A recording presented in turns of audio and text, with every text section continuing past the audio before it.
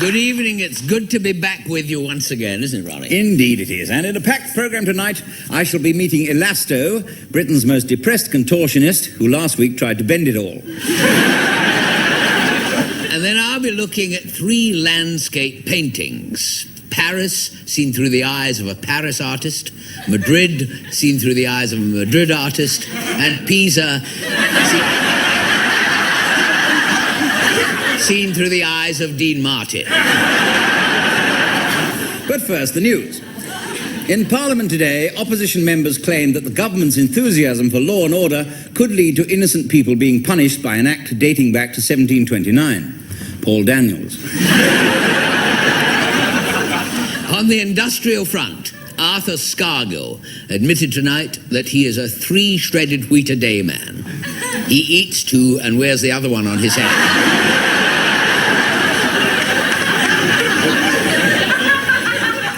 The workforce at Bryant and May's matches were amazed today when Executive Director Mr. L.F. Sprott was discovered wearing women's clothing. He later admitted to being a swan vestite. Finally, claims that modern technology is destroying traditional sheep farming were confirmed today when in the One Man and His Dog finals at Windermere, 3 portions of frozen lamb cutlets were rounded up by a radio-controlled pyjama case. But now a sketch featuring Mr. Ronnie Corbett, direct from his first Shakespearean triumph in The Merchant of Venice, as the Pound of Flesh.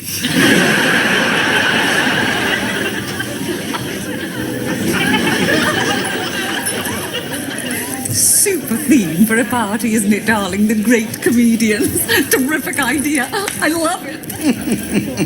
It certainly is. Thank you, Groucho. Oh, that's good. Oh, that's very, very good. Yes. I don't think we've got a sooty. I beg your pardon. I haven't come as sooty. Oh, haven't you? No, certainly not. Oh, well, it's just as well, isn't it, really? I mean, you don't want to spend the rest of the party with someone's hand up your jumper all night, do you? Not unless it's that French maid over there. Oh, no, that's supposed to be Marilyn Monroe as a French maid. Ah, well, she can dust my knickknacks any old time. So, which famous comedian have you come as, then? Well, isn't it rather, isn't it rather obvious? No, can't please you, no. I work on the telly a lot. Oh, work on the telly. Oh, I see. Single act? No. Oh. There aren't 7 of you, are there? No, certainly not. No, I work on the telly a lot with my big partner. Oh, your big partner, yes, of course I should have realised that, yes. Basil Brush. How can you be so stupid? Do I have a bushy tail? I shouldn't do that if I were you. There's a chap over there, come as Larry Grayson. Look. Oh. He likes you. Yeah. Now, I'll give you a little clue. Little what? A little clue. Oh, yes. My second name begins with C. C. Oh, of course, yes. The chirpiness, yes, of course. You have a little whistle. Jiminy Cricket. No, I'll give you a further clue. Right. Not just C, Corbett. Oh, second name Corbett. Harry Corbett and Sooty. Oh, good.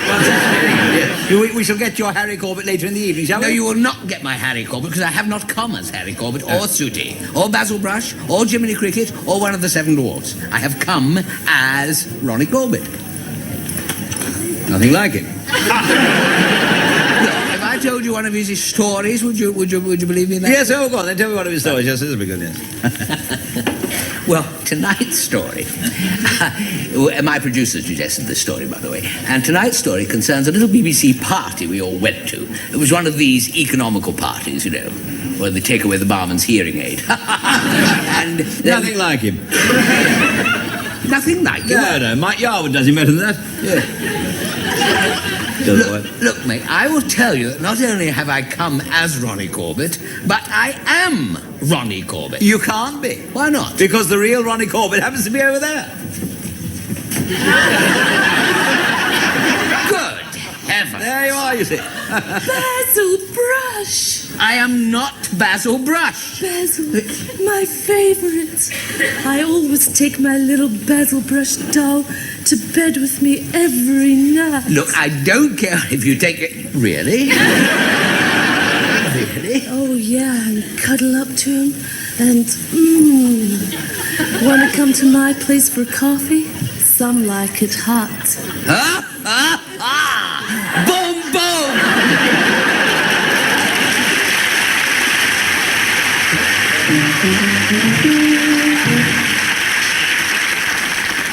Good evening.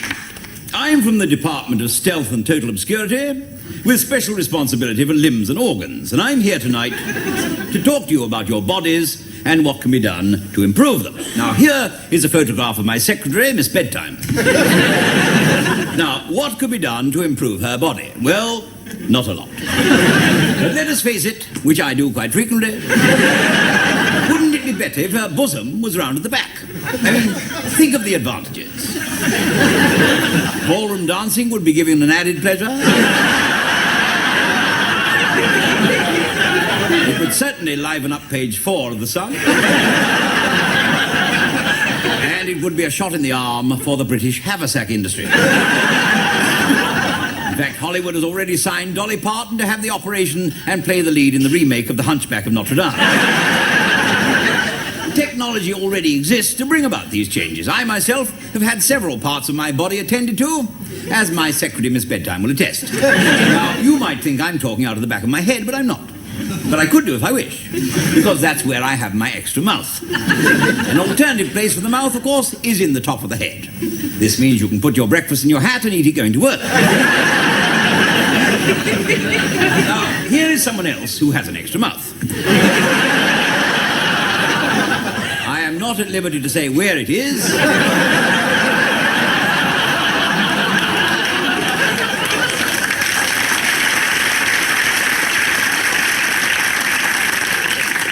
But it is, of course, a fact that he's all mouth and trousers. Now,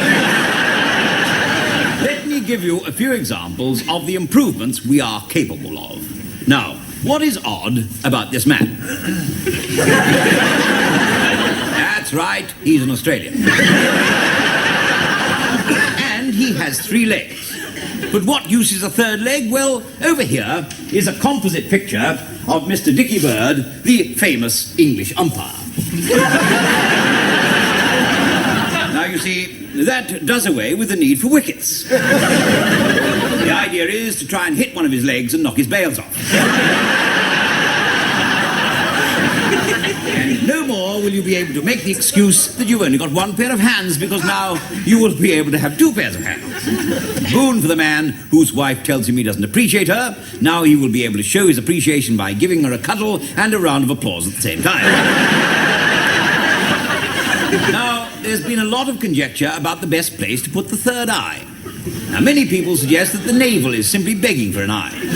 Then, of course, where would we put the salt when we were eating our crisps in bed? Many people have suggested that the best place for a third eye would be the end of this finger. And I can see the advantages. What about the benefit of hindsight? Which, of course, would be perfect for keeping an eye on the bathroom door while searching for the soap.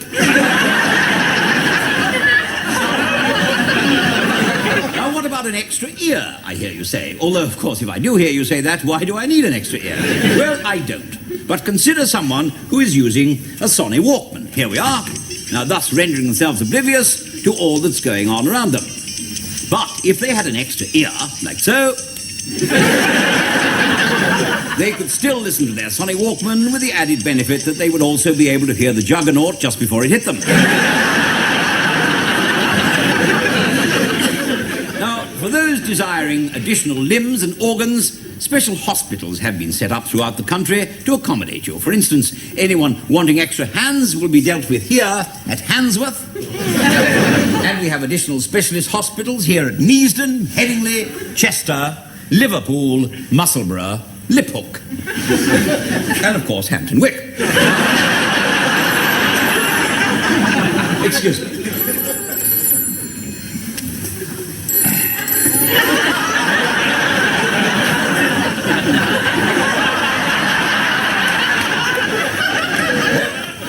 Yes?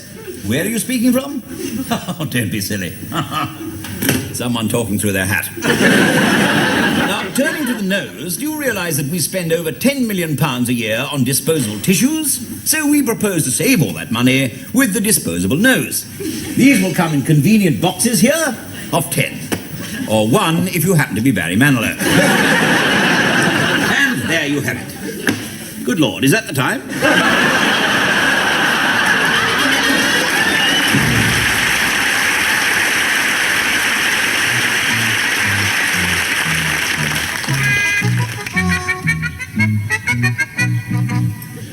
Do you realise that Adam didn't have a mother-in-law? That's why he lived in paradise. You don't like women, do you? Not a lot. You was married though, wasn't you? Oh, yeah. My wife came from a fine old English family. Unfortunately, she brought it with her. So is that why you took to the road then, was it? No. I took the road because she was stupid. That's why. I told her my great-grandfather was killed at Waterloo, and she said, which platform? So. As if the platform mattered. Exactly. And she was colour-blind and all, and never told me. Well, how did you find out? Well, she made a rhubarb pie out of celery.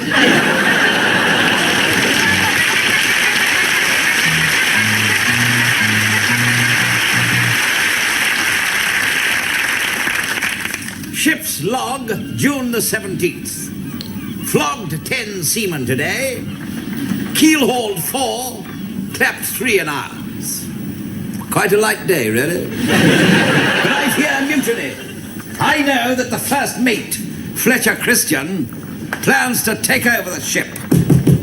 Come in. What is it, Mr. Christian? Captain Bligh, I am to tell you that I am to relieve you of your command and take over the ship.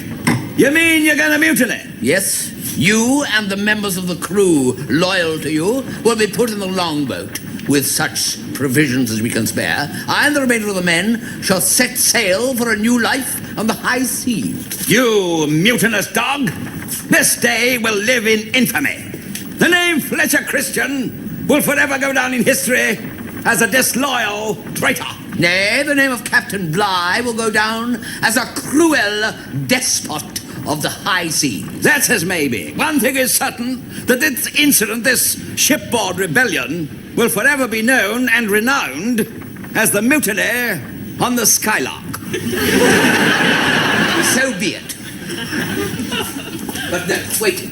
What? No, we can't. This is awful. You're not going to mutiny? No, we are going to mutiny. Yes, of course, mutiny. But mutiny on the Skylark. I mean, it's so wet, isn't it? Well, it is, yes. I mean, it's so sort of sissy, really, isn't it? I mean, it's like a bunch of office cleaners on a day trip round the lighthouse. I never liked the name myself. No, we were never taken seriously. I mean, even when they launched the ship, they used a bottle of orangeade. In history, when the incident is mentioned, mutiny on the Skylark, people will simply snigger, you know. Snigger. Oh, pooh. It's your fault, really. I mean, why did you call it the Skylark? It was my wife's favourite bird. Why didn't you choose her second favourite bird? That's the great tit.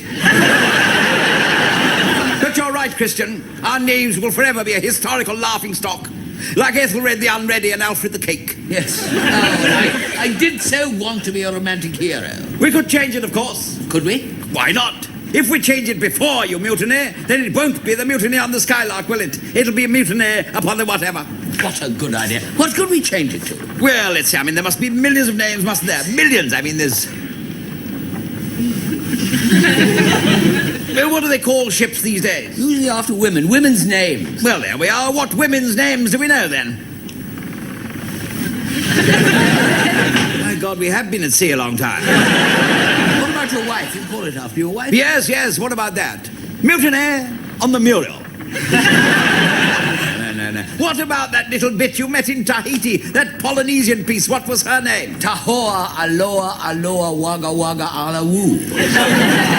Yes, well, in years to come, that should certainly sort them out at O-level. What about calling it after the cabin boy? Jim Hawkins. Mutiny on the Jim Hawkins. Jim Hawkins is not a woman. No. But on a Friday, he puts on a pretty little dress and a hat. We don't want any of that, thank you, Christian. None of that on my ship. What we can do is call it anything we like. It doesn't have to be a woman's name. The very next thing that we think of, that's what we'll call it. Agreed? Agreed.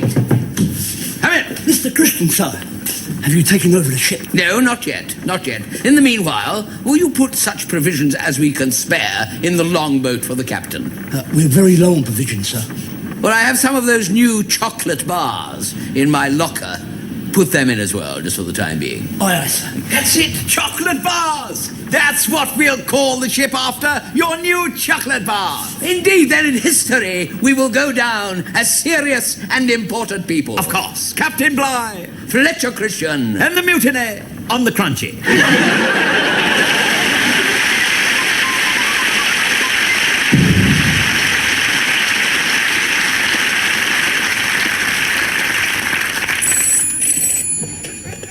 Hello, Fox and Geese. You don't rob in day. Well, of course. As soon as he copper-plated the suspender and bra, you should have Marty caned his gerbil, shouldn't you? Of course you should, yeah. Booked him on a Fagans and left him denture and truss. Yeah, eh? Well, it's obvious, isn't it? Yeah, not at all. Keep her down the trousers, me old love. What was that all about, then? I haven't got a blind idea. Probably a wrong sandwich. You mean wrong cucumber? Yeah, wrong cucumber sandwich, yeah. He probably just wanted the Hilton. What, you mean Milton? Milton Keynes? You know, Huey Greens? No, he just wanted the Hilton. You know, where they stay. I know, it's confusing, isn't it? It's all beyond me, all this modern rabbit.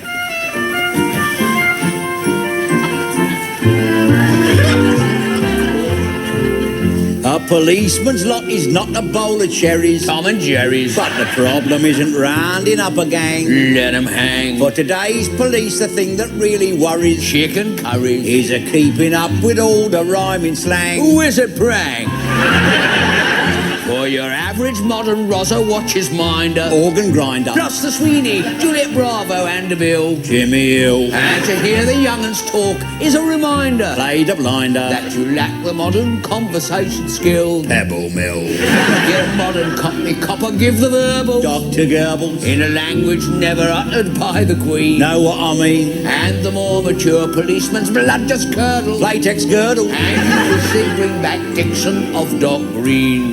Mr. Clean. For the younger generation, pop is able Coffee table. to converse in slang and drive us up the pole. Bacon rolls. So the station sounds just like the Tower of Babel. Betty Grable. When the blokes all talk like Waterman and Cole. Down the old.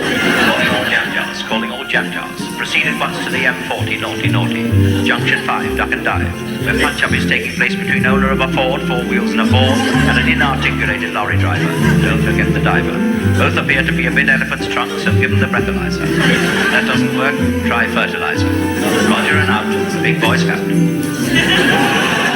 Policeman's lot is not all beer and skittles, peanut brittles. When a felon's caught, he seldom does his bird. Richard III. And the reason he keep getting these acquittals Large and littles. is the judge can't understand a blinking word. Deaf old turkey.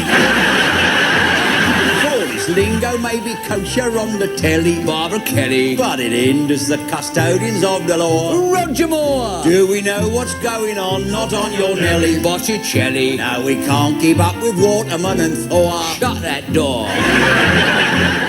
We can cope with tit for tat and ours your father. Nicely, thank you. We can understand a genuine old leg. Oily rag. But the latest one just gets us in a lava. So I gather. When they're uttered by some wily little wag. Melvin Bragg.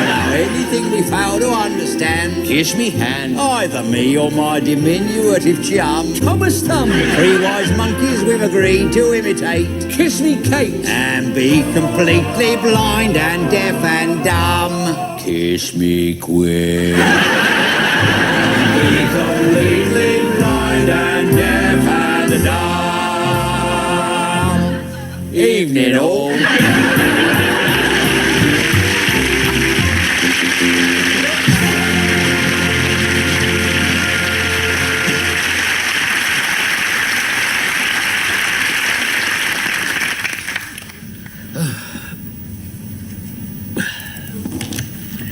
Miss Crowlesby, Yes, sir.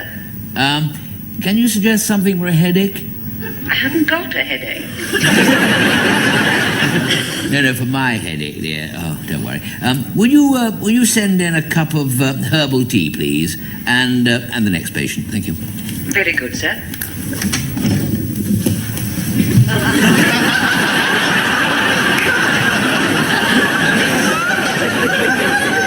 Good morning. Morning. Well, what seems to be the trouble?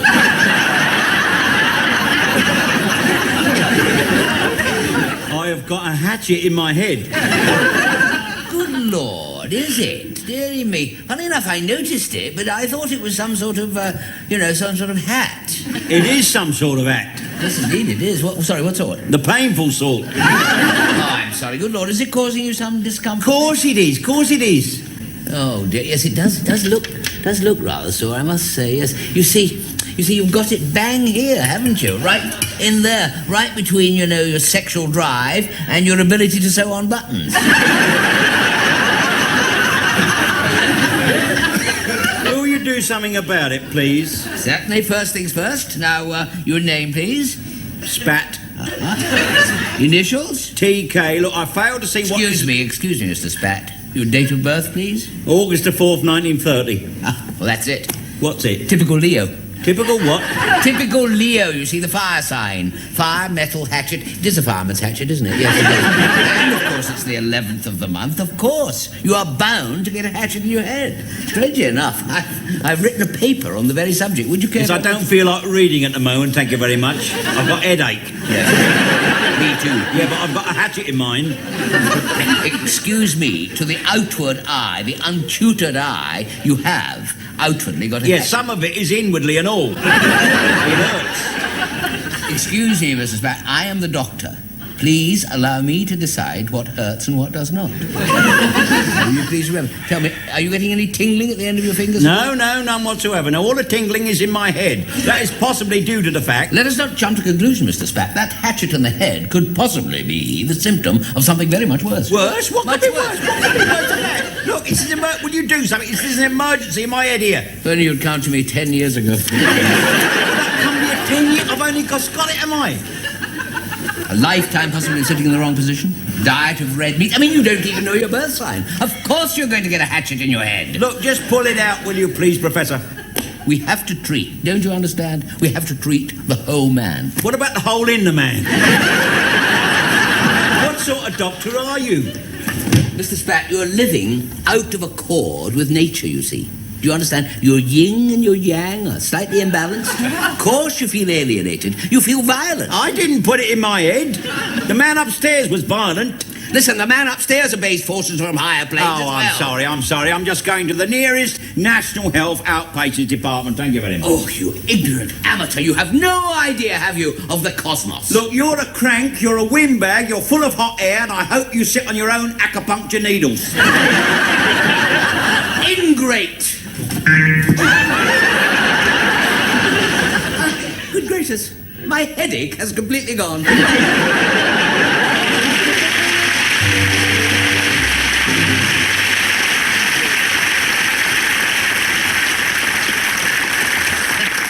Thank you very much for that spontaneous applause.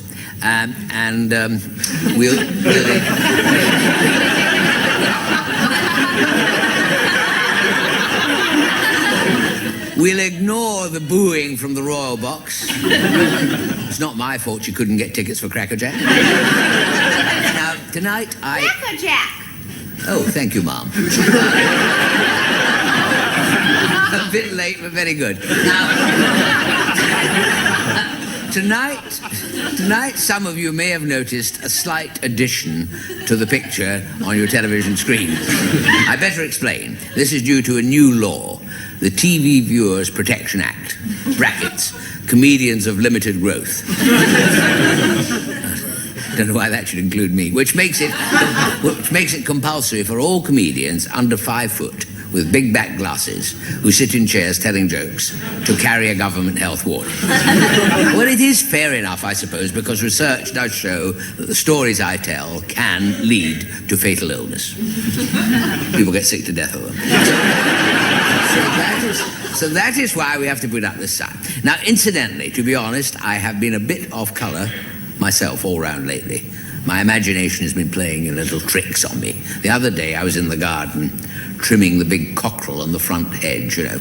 And as I had picked up the shears, I swear I heard the cockerel say, "Not too much off the top, please." All in the mind, you see. I must admit, my new car has been a bit of a disappointment.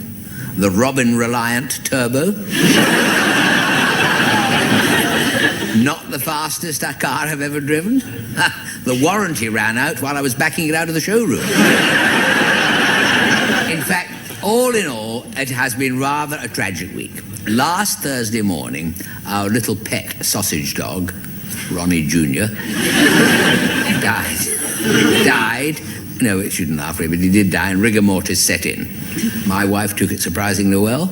Within half an hour, she'd plucked up the courage to lay it out on the kitchen table. And by lunchtime, she was rolling the pastry with it. She's a little bit absent-minded, I'll be honest. I once asked her to let the cat out, and she was up all night with a needle and cotton.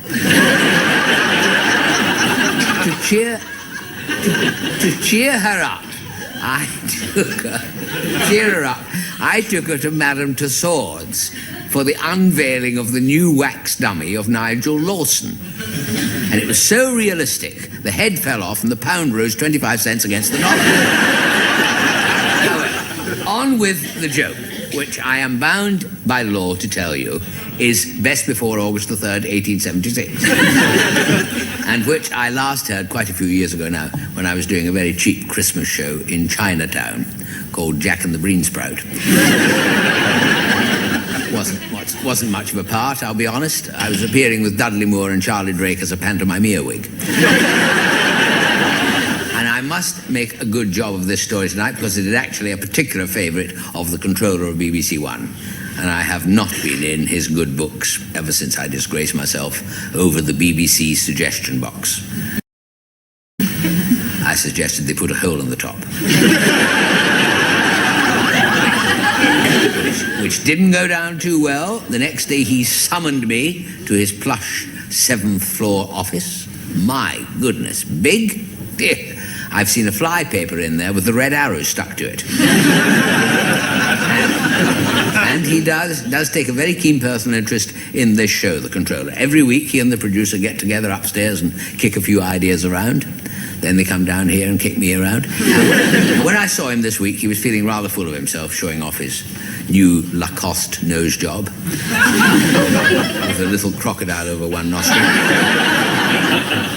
Get a pigging move on in the chair this week, he said. Get a pigging move on in the chair, with uncharacteristic eloquence. So tonight, for the first time in history, I shall dispense with any rambling and get right into the joke, which is the one about the policeman who is out on his beat one night in the middle of winter, 5 below zero. He's got icicles round his helmet, goose pimples on his truncheon. And he is trudging round the streets, not much action about. He's cautioned a couple of cockroaches for curb crawling. Otherwise, all is quiet. And as he's standing there in the corner, little white flakes begin to flutter down from the sky. And immediately he snaps into his police training. "Hello, hello, hello," he says. "Little white flakes fluttering down from the sky. It must be snowing." Because he's quite bright. But thick with it. My God. The forecast said 3 feet of snow, and I've only got 2 boots on. Can't stop tonight, I'm sorry, I'm rushing on. He said, I should have worn my big police overcoat. So to cut a long story short, or not very short, he hurries back to the house, you know, sort of like that, only to find his wife has gone to bed and bolted the front door. What an unfortunate circumstance, he says, or words to that effect. And he throws a pebble up at the bedroom window, and out pops his wife's head. She says, "What do you mean by getting me out of bed at 3 o'clock in the morning? Go away or I'll call the police." He says, "Look, I am sorry to wake you up, dearest, but if you just throw down my big police overcoat, I'll be on my my way. So she disappears from the window, gets the coat, throws it down, away he goes, warm as toast, you see. Well, 5 hours later, he's back in the nick. He walks into the mess room, says, my God, he said, what a night that was, he said.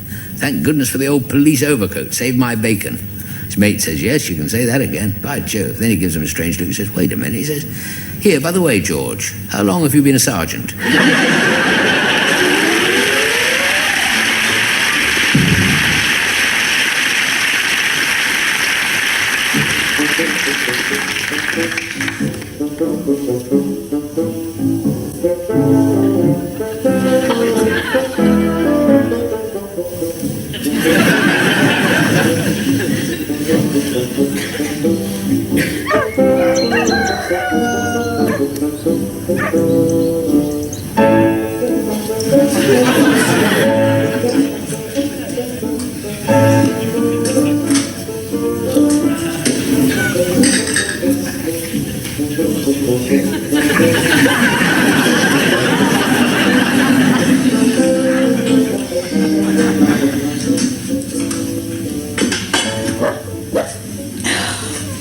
Messy creature.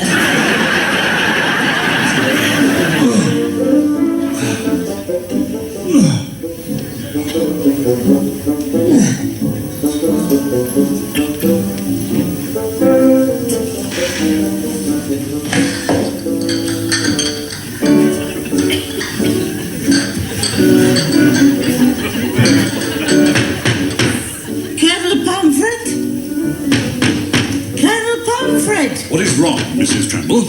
Colonel Pomfret, he's not answering, sir. Father? Father?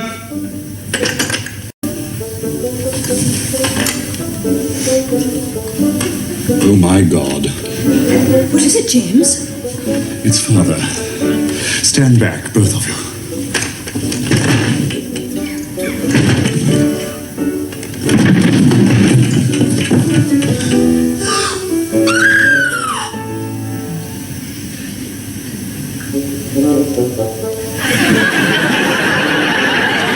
We must get onto the police at once. No, I don't trust the police.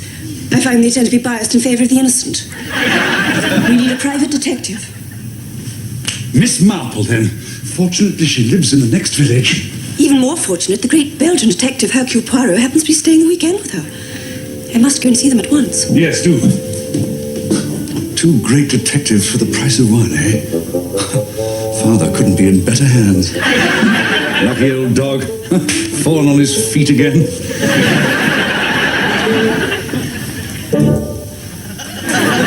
The mist is rising. I fancy the sailors are in for a filthy night. Really? Yes, they've just opened a new strip club in Portsmouth. Oh, Mrs. Marbles. It has almost slipped my memory. What do you make of this? Doesn't go with your shoes, Mr. Poirot. And my name is not Mrs. Marbles. It's Miss Marple. I pray you, madame, do not digress. This bag was left behind by a visitor while we were out buying you some more wool. What can you tell me of its owner? Aside from the fact that she was a bald, fat woman named Hyde, who wiped her nose upon her sleeve and whose husband wore a truss. Really, Mr. Poirot, that's pure conjecture. Simplicity itself, madame. Inside the handbag you will find a small lace hanky which has never been used. Therefore she must wipe her nose upon her sleeve. Also a newspaper clipping containing 2 advertisements. One for outsized corsets and the other pledging relief for hernia sufferers. Deduction, she is fat, her husband wears a truss. Why bold?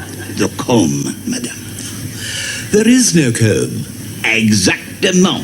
Who but a bald woman would neglect to carry a comb on her person? As for the name Hyde, it is embossed upon the handbag itself, along with her Christian names, Genuine and Cow. But wait. I detect a foot outside the door. We have a visitor. Oh, Monsieur Poirot, I almost fell over this foot outside the door. Pray be seated, mademoiselle. Oh, found my bag. Oh, this is your handbag. Oh, Miss Marples, you must help me. I'm at my wit's end. Have a sip of this brandy, my dear. Tell us all about it. It's, a 1933 Armagnac. Great. Now tell us about the case. My name is Agnes Pomfret. My father was Colonel Joshua Pomfret, who retired 6 years ago to take up beekeeping in Oswestry. Yes, the speck of grit in your left earlobe told me that much. Pray stick to the point. Well, yesterday morning we found father dead on the floor. It appeared to be suicide. The gun was still in his hand. The door and all the windows were still locked from the inside. This press clipping gives most of the details.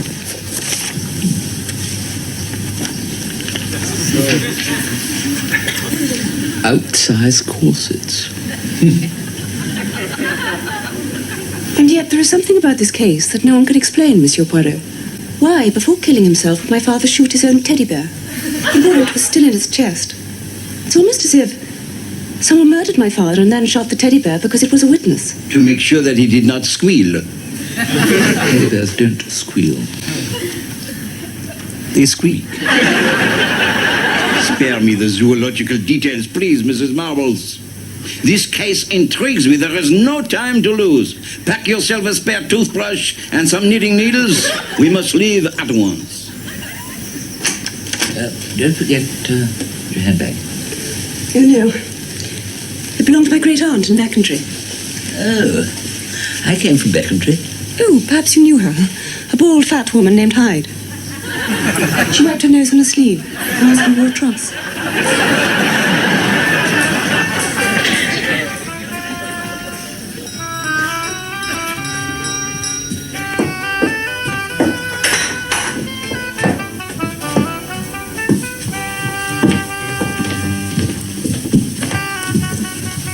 Mrs. Tremble, this is Mr. Poirot, the famous detective. Oh, Mr. Poirot, you're much thinner than I imagined. May I take your coat? The woman is obviously a myopic idiot. She's talking to the hat stand. Pray conduct me to the scene of the tragedy, Miss Pomfret.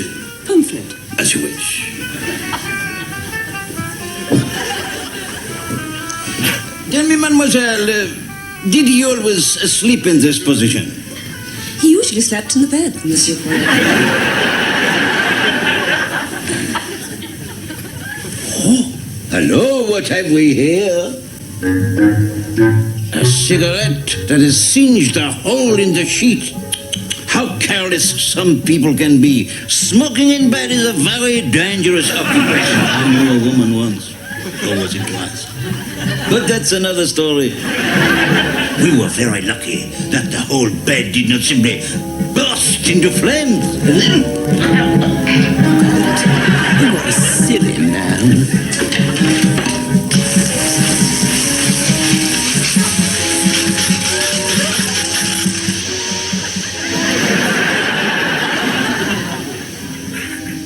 Most interesting, and that, I presume, is the teddy bear. Mm-hmm.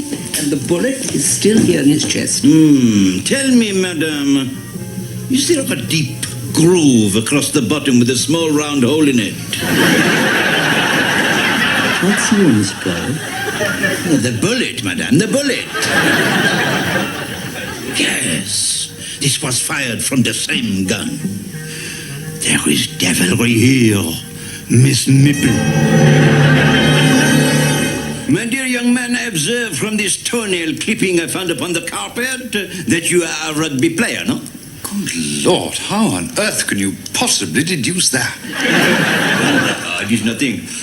In fact, you are an all-round sportsman, yeah? Well, I like to keep fit, monsieur. Of course. Do you mind if I try, Monsieur Pomfret? Pomfret. Gesundheit.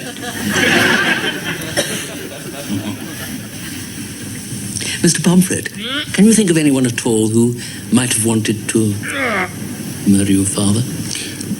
Well, there's myself, of course.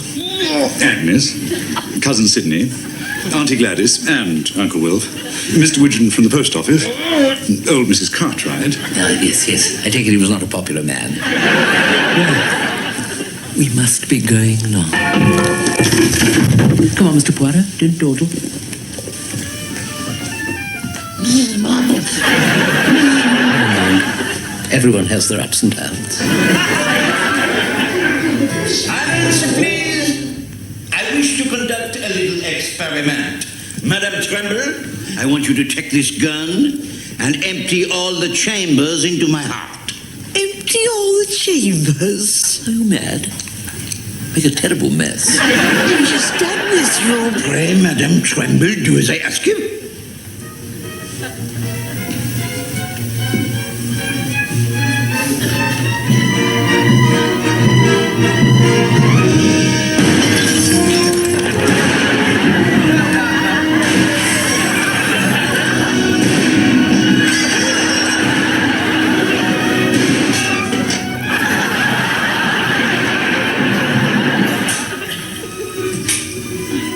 Yes, Madame Tremble. Your aim was so bad that at first you shoot the teddy bear by mistake, before callously killing your own employer, Colonel Joshua Pomfret.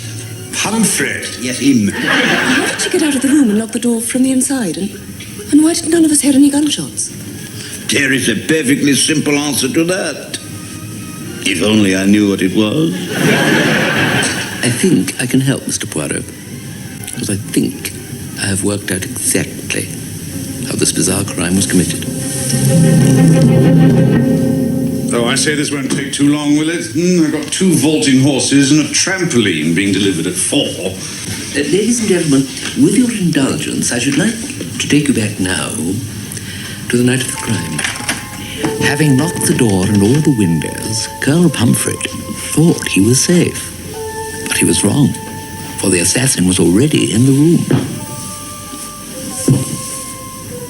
Concealed in a secret compartment underneath the bed.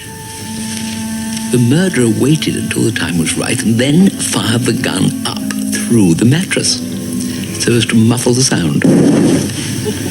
But what the murderer didn't know was that the bullet had gone right through the victim's body and embedded itself in the teddy bear. It was then that the murderer emerged into the room. Yes, Mr. Poirot, it was you. You were the murderer. You put the gun in Pomfret's hand to make it look like suicide. Then you lay the teddy bear over the edge of the bed and placed the cigarette end over the charred bullet hole so no one would suspect what had happened. Then you climbed back inside the bed and remained hidden in the room until the coast was clear the following morning. But how did the secret compartment get there? The man who sold you this bed, did he look like this? The white-bearded salesman? Yes. Mr. Poirot in one of his many uncanny disguises. Curse you, Mrs. Marbles. Yes, it was I. Moi. I was so bored that I did it to prove I could commit the perfect crime. Now I am ruined. But you will never take me alive. You understand? No one will ever take me alive.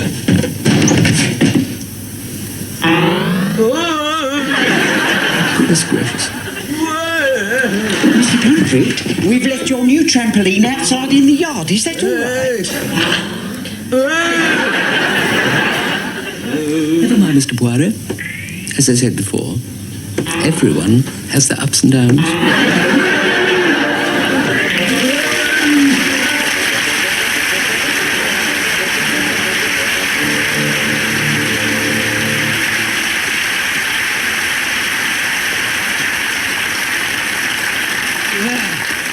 That seems to be about all we've got time for tonight, but before we go, a few late items of news. The England football squad were training at Crystal Palace's ground again today, where they practiced dribbling round some dustbins. The dustbins won 5-0. And 3 weeks after his untimely death, Arthur Purvis, the only exhibitionist to have his entire body covered in writing, had his will read today. Last of all, the wife of snooker champion Tomato Potts was granted a divorce today. She told the court he would only make love to her on the table, and he always insisted on keeping one foot on the floor. Next week I'll be talking to a lady window dresser and asking her why she doesn't pull the curtains. And here in the studio will be the world's greatest inverted snob. He stands on his head so he can look up his nose at people. Until then, it's good night from me. And it's good night from him. Good night. Good night.